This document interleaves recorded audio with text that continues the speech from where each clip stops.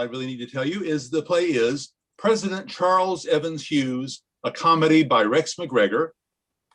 The setting is Bridgehampton, New York. The time is November 9th, 1916. Wonder if I should shave off my beard. Goodness. Don't want to look old-fashioned. The people voted you in as you are, Charles. Let's not give them a fright. Aren't you curious to see me clean-shaven? Let's not give me a fright either. You mustn't tease me anymore, my love. It doesn't befit my new status. Surely the First Lady has some privileges. True. Tease away. Well, I can't do it on command. Not even for your commander-in-chief. My bosom is too busy swelling with pride. As is mine, my love. I owe you so much. Oh, piffle. Are you going to fight me or kiss me? I'm perfectly capable of doing both. In all seriousness, Antoinette, I couldn't have swung this without you. I only did what any self-respecting wife should. Give yourself credit. You're a pioneer. Me? Rugged? No woman ever joined her husband on the campaign trail before. More fools them. You were a sight to behold, presiding over the railway carriage, dispensing pearls of wisdom. Loganberry juice and chocolate cookies. They hit the spot. You're the Republican Party's greatest asset. If a hostess can dazzle a dinner party, she can dazzle a country. The only difference is scale. I feel an urge to celebrate early. Oh, must you, my dear? That thing will be the death of you. An occasional cigar is perfectly harmless. I'm not referring to the cigar. I mean that newfangled Wonder Light contraption. It might explode in your face. You old stick in the mud. It's a wife's duty to have a conservative approach to keeping her husband alive. We must at least appear to be progressive. I am progressive, where it counts. Rights for women. Ah, you want to be allowed to smoke in the street. Not personally. Besides, there's a much more pressing issue. More and more states are granting women the vote. They still lag in providing us with enough public toilets. There's a reason for that. I know. A patriarchal conspiracy to keep us from straying too far from home. We wish to respect feminine modesty. Try respecting our bladders. Sorry to interrupt, Mr. Hughes. Tut, it's Mr. President. Oh, is the final result come in? We're just waiting on California. Purely a formality. What a day. By all the saints in heaven, you won't believe who's come a-calling. Calm down, Peggy. You must expect all manner of visitors from now on. Oh, I never dreamed I'd see this one, not in the flesh like. Well, who is it? Only the most famous person in the world. You're joking. No, in our front parlour. Large as life. Though a wee bit shorter than I imagined. Don't that beat all? Woodrow Wilson come to concede the election in person. Now, be gracious in victory, Charles. No gloating. Oh, you can't begrudge me a discreet smirk. No, it's not President Wilson, Lord Lafayette. It's Mary Pickford. Mary Pickford? The movie star. I know who Mary Pickford is. That's more than I do, Mrs. Hughes. Sometimes I still think of myself as playing Gladys Smith from a slum in Toronto. Well, welcome to the Hamptons, dear. To what do we owe this pleasure? I'm kinda on a mission. Let me guess. You wish to secure the moving picture rights to my husband's life story. Maybe another time. Today my errand is political. You're quick off the mark. Seeking favors already? Peggy, make some tea, please. And cake. Mary, you always look so hungry on the screen. You're You're so kind. I'm always afraid of coming across as pudgy. Never. You were gorgeous and Tess. Thank you, Peggy. That will be all. But my favourite is Willful Peggy. I too am a fan, Miss Pickford. I'll be happy to grant any reasonable request Zowie. in due course. Unfortunately, my inauguration is a long 4 months away. Now, that's exactly why I'm here. Please go on. I don't usually get involved in politics. I was tapped on the shoulder and asked to lend a hand. The same thing happened to me. Really? I never set out to be president. I was content to be justice of the Supreme Court. Until the party offered me the nomination, I felt obligated to embrace my destiny. Some have greatness thrust upon them. That will be for history to decide, my love. One must be patient. Sometimes it helps to nudge things along. Miss Pickford, perhaps you'd like to get to the point. Sure thing. I'm here on behalf of President Wilson. Well. He has an offer to make. A bit late for that. Besides, it's customary for the loser to concede defeat unconditionally. Woodrow is aware his maneuver is unorthodox. That's why he picked me as a go-between. He hopes I'll charm you into hearing him out. They call her America's sweetheart, Charles. Let's see if she can sweet talk you. Listening is one of the duties of my office. Proceed. Woodrow has finally come to accept the inevitable. As if I've left him any choice. I'm talking about the war. Woodrow's campaign slogan was, "He kept us out of the war," but he realizes now the Germans will never stop their submarine attacks. Eventually, America will have to join the fight. Maybe very soon. We need someone at the helm. If the people have chosen you, he's willing to step down. What arrogance. I'm booting the fellow out. He means if you've been elected to the presidency today, you shouldn't have to wait 4 months to start the job. He'll grant you full powers immediately. Can't change the rules. No, but he can get around them. How? Lansing will resign as Secretary of State. Woodrow will appoint you to the role. Then Marshall will resign the vice presidency, and Woodrow will resign. You will automatically become president with full powers straight away. Marshall might go quietly, but Lansing won't. Yes, he will, for the good of the country. This all sounds very generous, Charles. No, I'm not buying it. Why not? On March 4, I'll be the most powerful man in the world. I'd sooner not begin my administration beholden to 3 rivals. They aren't asking for anything in return. They're asking me to do their bidding, to make them look noble in the history books. They sacrifice their ambition. Nope, I'll reserve that glory for myself. I'll sacrifice my ambition temporarily.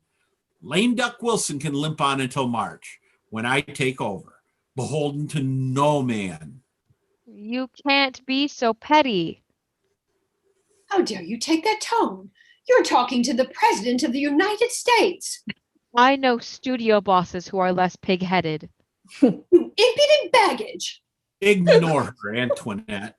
She won't be America's sweetheart much longer, once I exert my influence. So you're vindictive, too. The Constitution grants me substantial power. I'll enjoy wielding it. A telegram, sir, marked urgent. Give it here.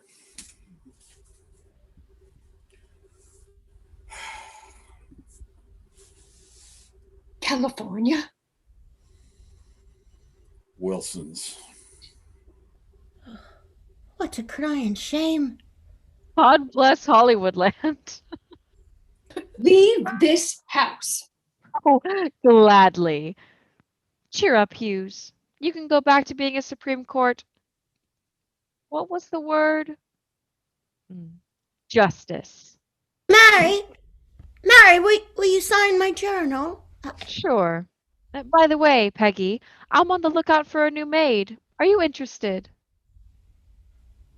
Would that be disloyal, Mrs. Hughes? Unforgivably. You're discharged. Hurrah! And play. Nice. Well done, everyone. All right, who's up next? Nancy, yes. Excellent. What would you like us to do with cameras and mics? Let's see, cameras off, mics on. Okay. And I don't have a description needed for the talk, so I'm just going to go in right into the stage directions. And I'm going to turn off my camera.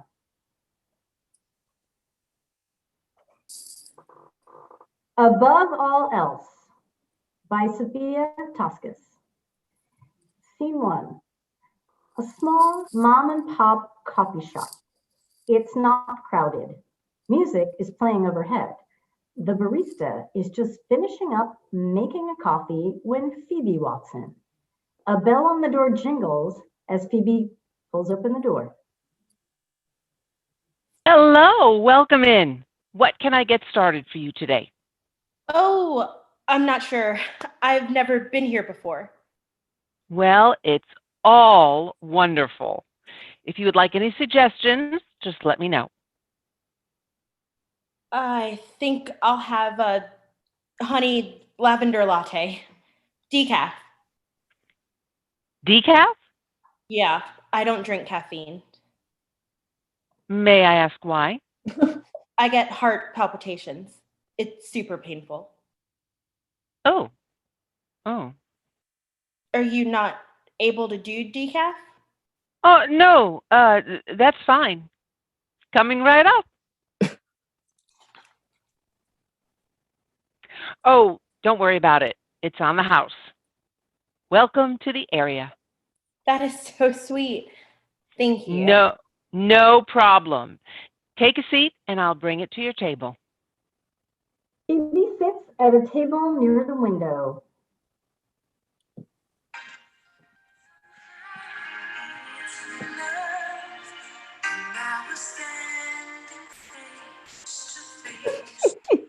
This world of crazy place. Just when I thought a chance had passed, you go and save the best for last. Decaf, honey lavender latte. Oh, thank you. Thank you. No problem. Can I get you anything else, hon? No, that's okay. I'm waiting on someone. He might want something when he gets here. Oh, would you like to go ahead and put in an order for him? Oh, no. I don't know what he would want. We've never met before. Oh, fun. Oh, yikes. It's not like that. He's my older brother. Oh, wow. Yeah, I'm a little nervous. Oh, I am sure it's going to be just fine. Do you know what he looks like? No, not anymore. I've only ever seen baby pictures of him, and in all of those, he kind of just looks like a potato. Well, if I see a guy walking in who looks like a potato, I'll give you a shout. Sounds good. Thank you again for the coffee. Of course. Enjoy. The bell on the door jingles. A guy, about 29 years old, walks in.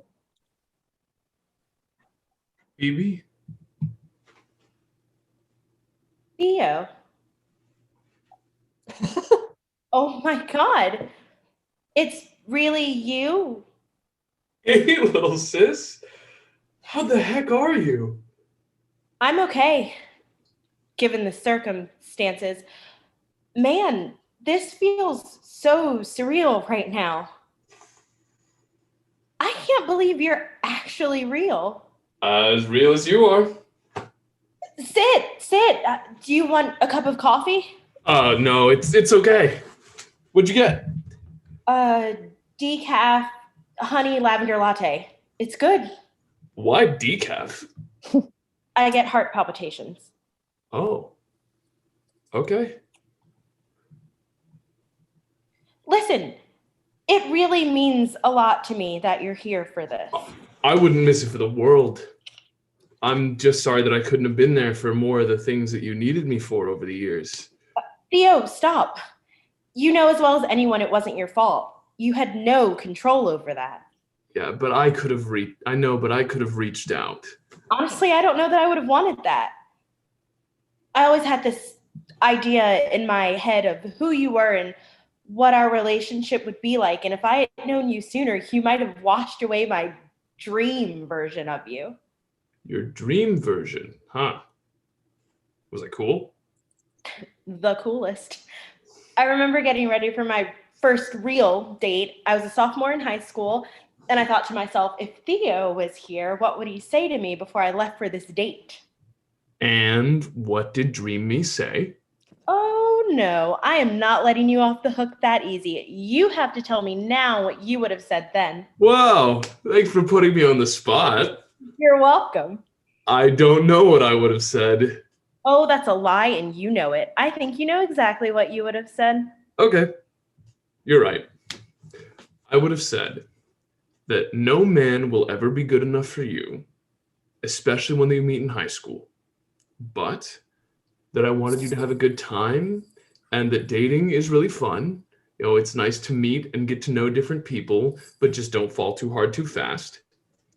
And then I would have told you that I love you. And if you needed me to come pick you up, just call me and I would be there in a flash. That's pretty much the gist, yeah. And I also would have said that if he hurts you in any way, I would kick his ass. Well, he did hurt me. Is it too late to kick his ass? You mean 9 years later? Yeah, I think he'd be a little bit confused. Yeah, well, it doesn't matter anyway because I'm over it. Clearly. I really missed you.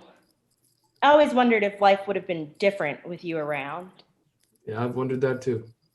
And life hasn't been bad. It just always felt like a small piece of the puzzle was missing. I get it. Like maybe I would have been better at sports if you'd been there to help me. Not even a chance. Whatever athletic genes run in this family skipped me too. Okay, well maybe car expertise? Nope. Math, science. Definitely not. I can make a mean quiche though. So can I. See? You get that from me. No, I'm pretty sure we both get that from Mom. How is Mom? Okay. I think scared. Yeah, makes sense. Have you heard anything about the baby yet? No, I'm sure someone will tell us when they know for sure if it's okay. It's a boy. Oh yeah? Oh, that's awesome. I didn't know. You should finish your coffee. We have to go meet Aunt Helen soon. Aunt Helen? Aunt Helen is meeting up with us? Yes, of course she is. I mean, she wasn't going to miss this. You've met her already. Like you've seen her. Yeah. We got in touch a few years back. She sought me out when she came here, and we've been spending a lot of time together. It's been really nice, actually. Theo, that's great. I know she missed you. Everyone missed you. Really? In that big family? I can't imagine people even notice that I'm not there. How can you say something like that? Of course we noticed. You mattered so much to everyone. How do you know that? I left 4 years before you were even born. People talk. We haven't gone a single year without celebrating your birthday for as long as I can remember. Wow. I didn't know. Of course you didn't, because you weren't there. And you sure as heck weren't seeing what you left behind, you stupid doo-doo head. Doo-doo head? I have a lot of childish taunts to catch up on with you, and there's a lot more where that came from. Does that mean that I can give you a noogie whenever I feel like it? Only if you want me to rip your arm off. I may not be athletic, but that doesn't mean I'm not strong. Oh, trust me. I know that you're strong. How would you know that? People talk. Oh, yeah? Yeah. In fact, I think you might be one of the strongest women that I know. But you just met me. Oh, little sis.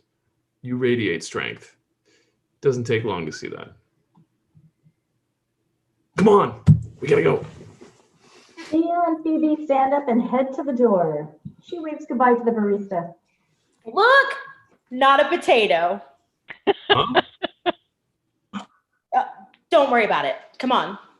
Phoebe gently pushes Theo out the door. End of scene. Well done. Nice work, everybody. All right, we're down to Ren or Rebekah. Who'd like to go next? Ren gave me a thumbs up. Sure. All right. What would you like us to do with our mics and our cameras? Well, first of all, you can cameras off, and yeah, I need mics off. I would need mics off.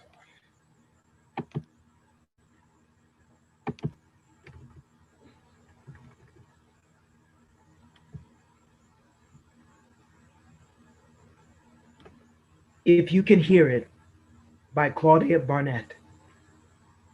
Ava, a mother, 30, has a fever. Mendy, her daughter, 10, wearing an apron with pockets filled with rocks. We are inside Ava's home, a sturdy farmhouse with table and a door to the outside. At Rise, we see Ava.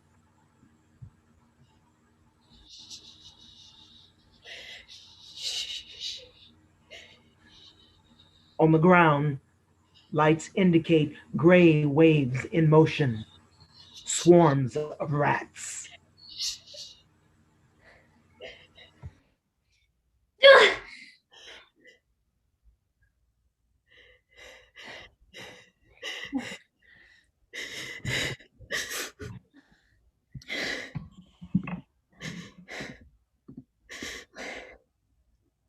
If you kill one, there'll be two.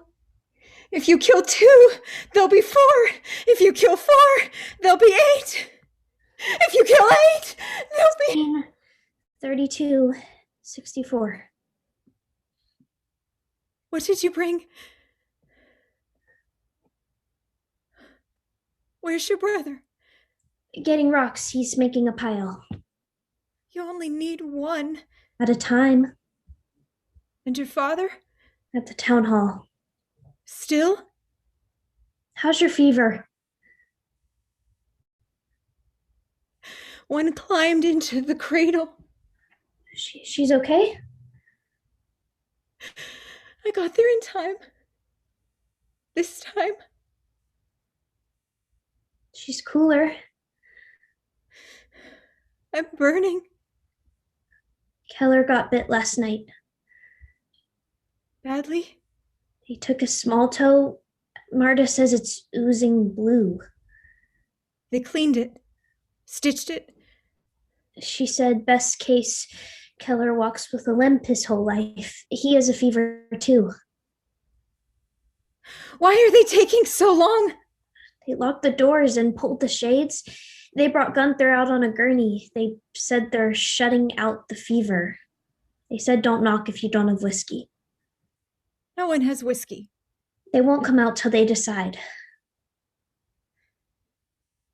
The answer's not from within. You should be in bed. I can't sleep. I'll stand guard. It won't matter. I have rocks. Rocks won't matter. They'll grow armor. You're supposed to keep me safe. I dreamt a pit of blood. Another dream? You'd gotten very old, Mendy, and I'd gotten very young. You'd grown a beard. I'm a girl. Nonetheless, you'd grown a beard and I was bald. Your ears stood tall, but I was deaf and toothless. You had 6 arms and I had 1. And you had pointed toenails. And the baby? She had a tail. Pella is not a rat. Who knows what the fever will bring? We're not rats. Don't dream that.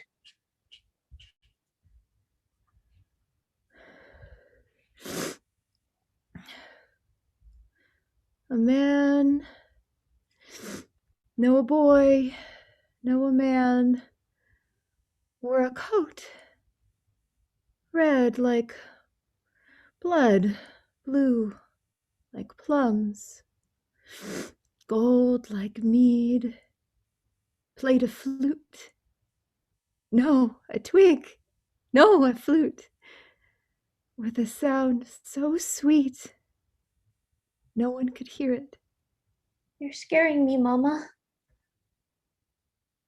He spoke of goats, long dead, and threads of red, and said, "Coat father in feathers with dreams of kings." There's such a man in town. He looks like Joseph from the Bible, though I've never heard him speak. I saw him by the river. He had a bluebird on his shoulder and a goldfinch on his head. What were you doing by the river? Nothing. Walking. What was he doing? Playing a song on his pipe. You could hear it? It was beautiful. I stopped to listen. Sing it to me. It was just a few notes. I'm not sure I remember. La la la la. La la la la. La la la la.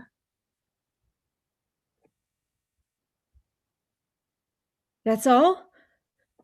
Don't you hear it? Hear what? The music. Focus, Mendy. Did he see you? I don't think so. He was looking the other way, feeding the birds a berry. Where did he find a berry? I don't know. I found none.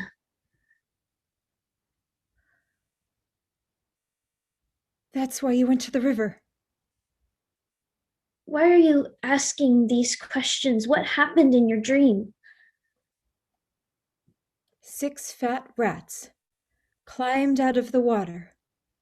Then 6 skinny rats ate them. They swallowed them whole, but stayed skinny. What does it mean? The end of the rats? Or maybe the beginning. I need you to do something, Mendy. There's no food. The rats ate the grain. You need to go back to the river. There's no more fish. The river's dry. Go back and find the man.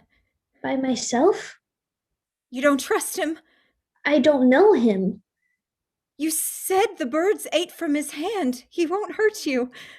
You promise? You have rocks, and you have good aim.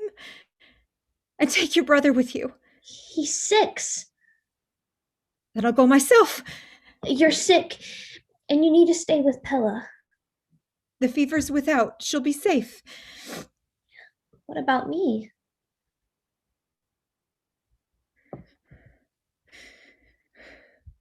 If a warm wind blows, don't breathe deeply. There's fever in it. I'll hold my breath. Okay. Now, take the stranger to the town hall. What if he doesn't want to go? Take him to the men. What if he doesn't Make understand? sure he meets your father. What if he doesn't listen? Have faith, Mendy. You don't? No. But I have hope. What if they won't answer the door? Tell them he has whiskey. You want me to lie? Might be true. Anything's possible. This man could be our savior. This man could mean our end.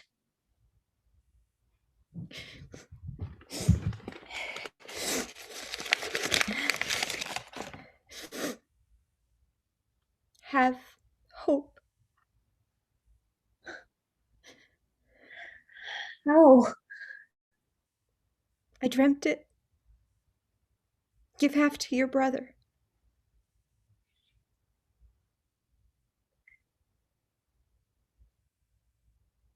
I can sleep now. Are you certain? I must sleep now. There's more to dream.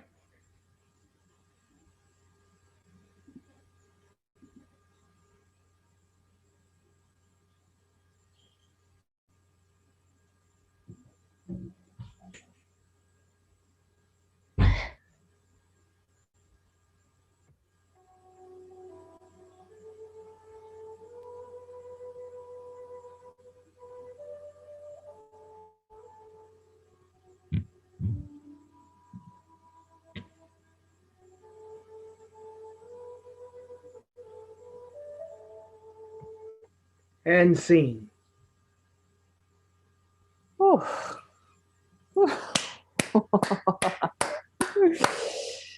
Claudia Barnett strikes again.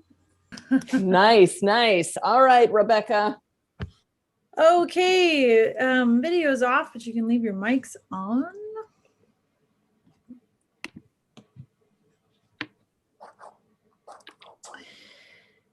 This is Palimpsests of Agrippina Minor by Justin Maxwell. One of the hallmarks of severe trauma is that reality and hallucination blur together. Another is that time distorts. Beginning of the play.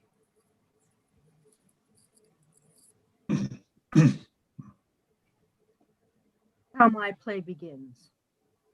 Depending on who you ask.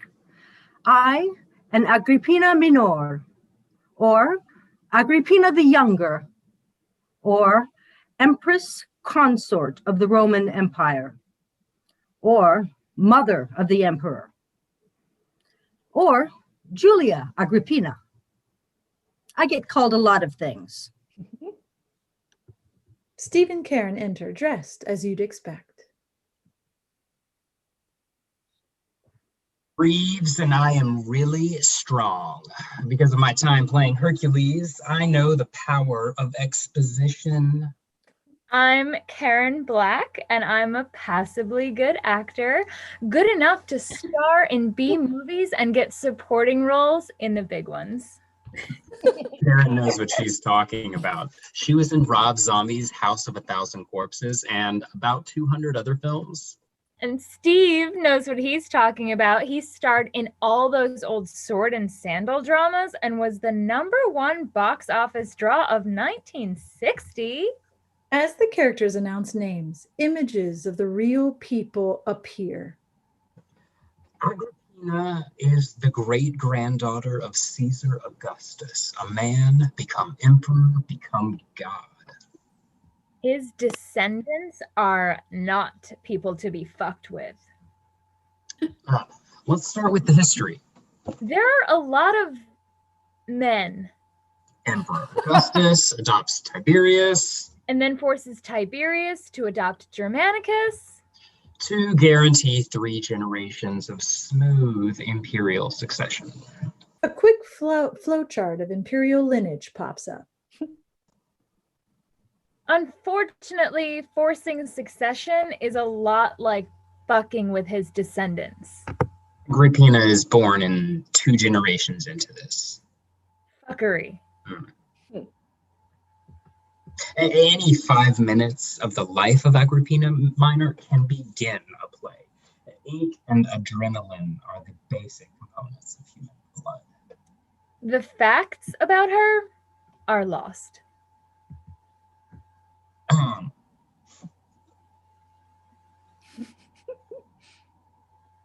This is how my play begins. You know the members of my family, even if you don't remember them exactly. My father, Germanicus, is murdered by my uncle/emperor, Tiberius, who kidnaps my brother/emperor, Caligula, who is murdered along with his wife, daughter, and most of my family. My third husband/uncle/emperor, Claudius, murders my mother and remaining sister. Then Claudius is murdered by probably me, my son/emperor, Nero, is almost murdered by me, but is eventually murdered by popular opinion. Nero's suicide comes after he murders me. Did you follow that? No. My family tree looks like a subway map with a lot of trains coming to the same stop. To track it, hold the facts. You need to read them slowly, with a notepad and a sharp pencil and a highlighter. This is the place beyond facts. I can only hold on to a life for so long. Then I fracture. The old text of me is bleached away. A new identity appears on the once blanked page, white like a film projector's light, like arsenic. A palmlisette is when old text is bleached off the page and new text is written on the sterilized page. A jump cut, a flash in a new world. Repetition is stability. Just hold on. Just hold on.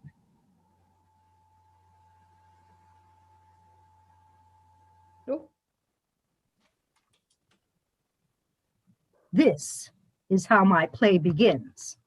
All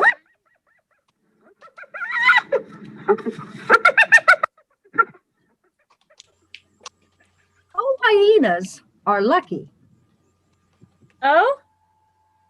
The first thing a hyena does is murder its twin. It comes into daylight wearing the blood of its sibling. It learns to fight for its life before it sees daylight. Yeah, nature can be really Then it chooses its gender. Hyenas start out as hermaphrodites, then become whatever keeps them alive. Vultures circle over the meal left in the birthing pit. Their silent wings are cruel clapping. Do you want us to play the vultures, or What was the luckiest moment of your life? I learned about luck when I was the high priestess of a 1st century British snake cult. We lost influence during the Dark Ages. Our deity was cut in half by a local lord, the Lord Dampton or Damtown, something like that. It's hard to tell with the accents, and it's been a while. Eventually, we buried the snake god's head under the floor of our temple. Then the Christians built a convent on top of it. They were deeply into BDSM back then, but without the B, the D, or the S. Stupid Dark Ages. So this archaeologist, like 1,000 years later, finds the skull of our god, which summons me from somewhere far away, and I return in a sports car to really complicate the narrative. That's the inciting incident of Ken Russell's film Lair of the White Worm. What? Ken Russell, British experimental director, really big in the 1970s. The best. Your anecdote about the snake god was the movie Lair of the White Worm. Oh. That's my favorite movie. Russell has little more than a cult following now. At least you're remembered. What? As everything? Anything? A little knot in my gut. Right here. Never goes away.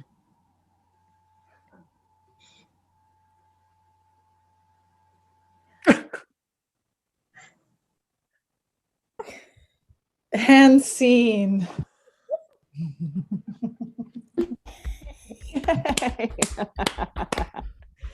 Wow, we had such 4 different pieces tonight. This is great. All right, let's square up, folks. This is the time of the night where we have our feedback session. We'll go one piece after the other.